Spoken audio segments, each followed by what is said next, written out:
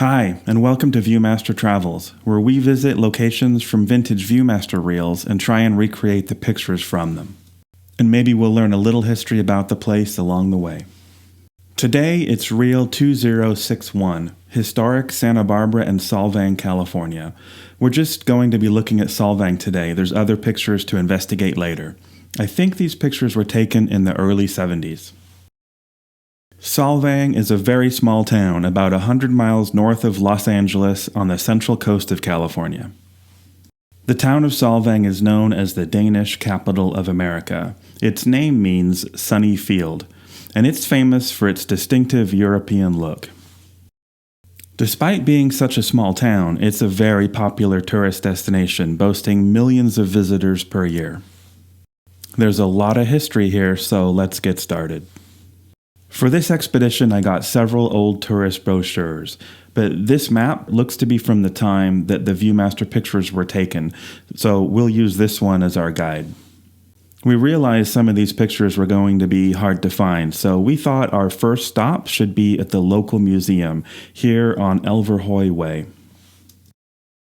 This is the Elverhoj Museum. The museum is very pretty. It's in a handcrafted house that was the residence of a famous artist and sculptor, Viggo Brandt-Erichsen. We spoke with the docents here and they were very interested in our mission. They gave us some good tips on finding some of these Viewmaster locations, and we got to have a good look around their museum. Here's the first picture. Solvang, the village to the north, resembles Copenhagen.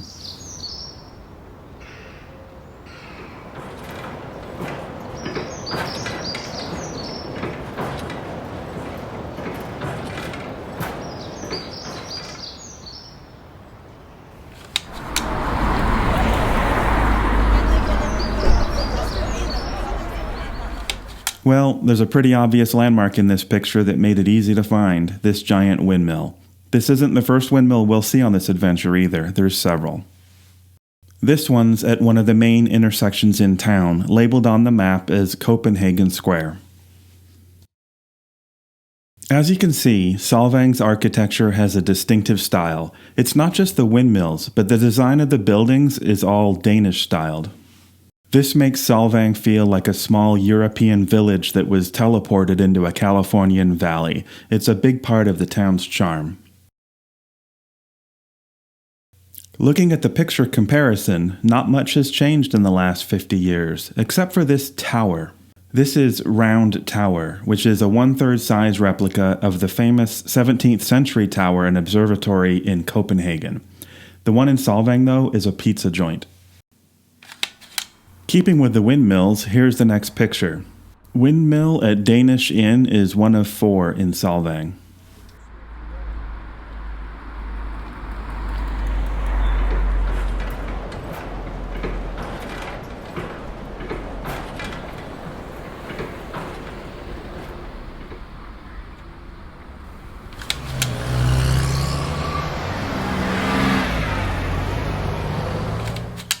Again, this one was pretty easy to spot given the windmill. It's here on Mission Drive.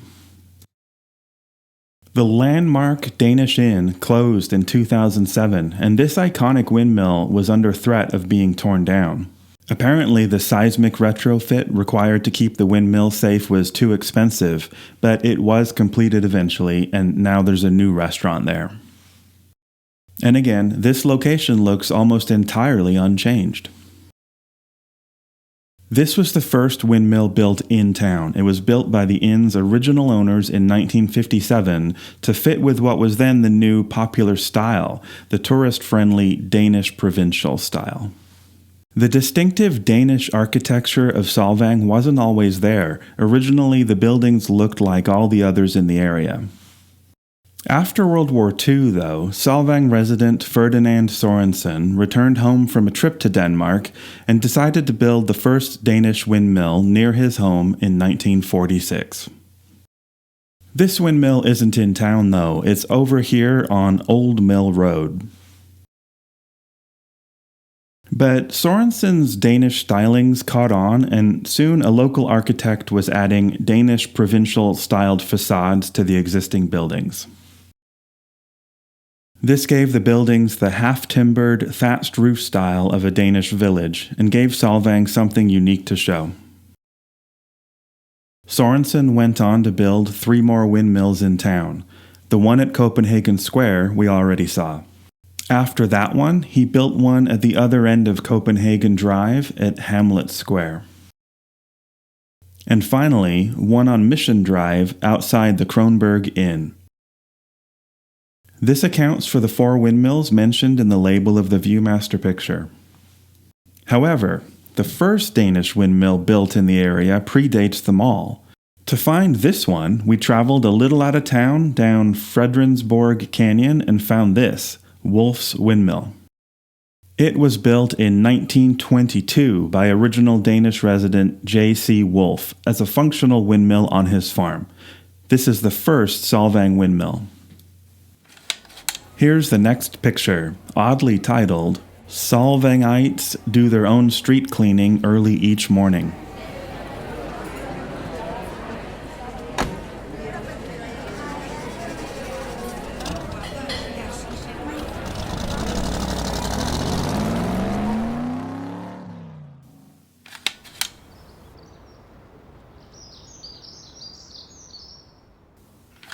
This one's back at Copenhagen Square, looking the opposite direction from the windmill that's there.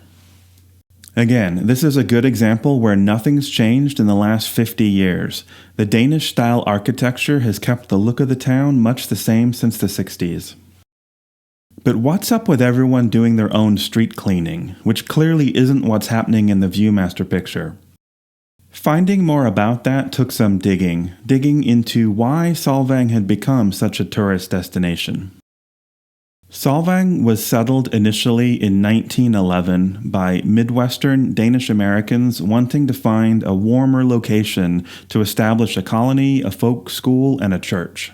They settled in the Santa Ynez Valley of California.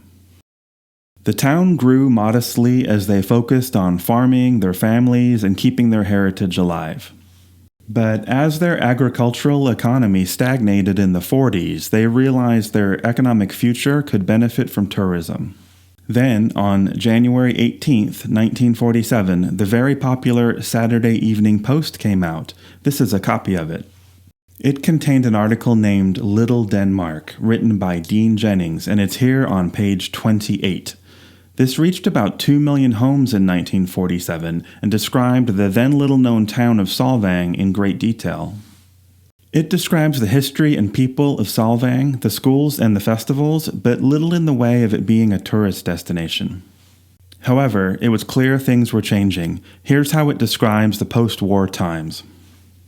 Danish architects are busy planning new faces for the buildings of Solvang, but the main traffic stream still rushes past the unknown little village, and only the young men talk about a new sign that will point the way to Little Denmark. The old-timers like the town the way it is, and their wishes still prevail.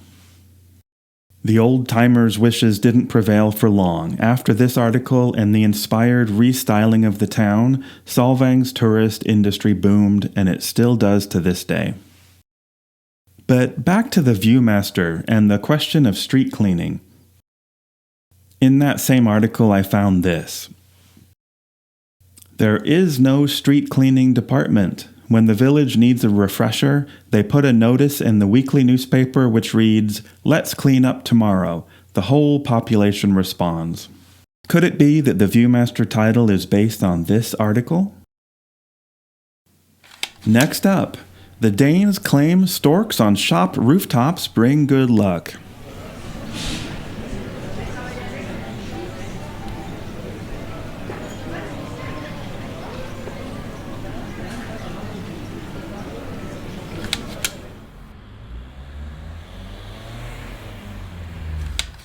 This one's just a half block down from the other two on Alisal Road, and again, little has changed in 50 years. It's funny, the storks shown aren't there anymore, although there are plenty of lucky storks on Solvang rooftops. We spent some time hunting them down. However, we did find something else interesting in this picture. Back in the Elverhoj Museum, there's a diorama of Solvang based on what it was like in the 1920s. And the original 1911 folk school building is shown, and they informed us that that building is still there today and is the oldest building in town. That's the building in the Viewmaster picture here, just off to the right, probably the most historical building in town. Today, it's a restaurant. The diorama also shows the Bethania Church, which was built in 1928, and it was actually the first structure built in town based on Danish architecture. And this was followed by the local elementary school in 1940, which was also based on Danish architecture. These earlier buildings were important precursors to the town's broader Danish-style conversion, which coincided nicely with a Saturday Evening Post article and then the tourist boom. Here's the next Viewmaster picture. Solvang's 2,000 residents often wear authentic Danish clothes.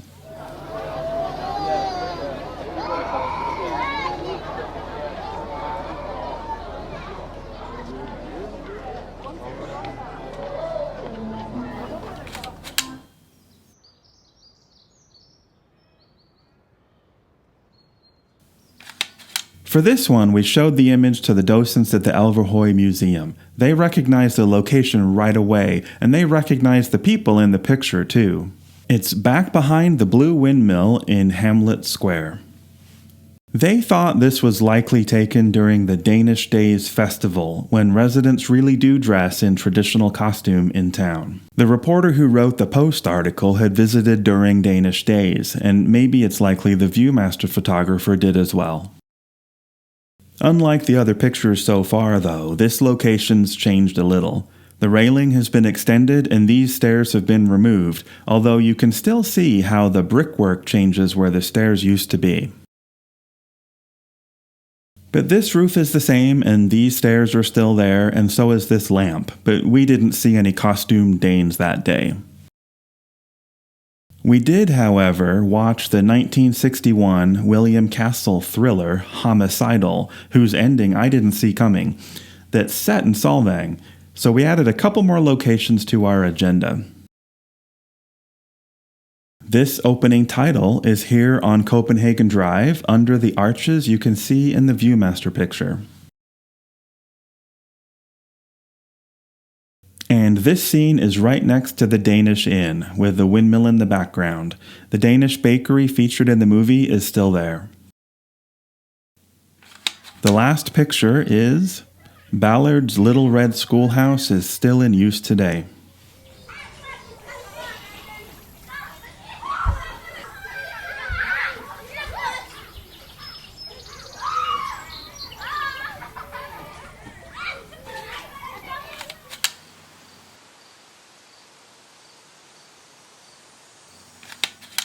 This little schoolhouse is still there, and it's still in use, even today, 50 years later.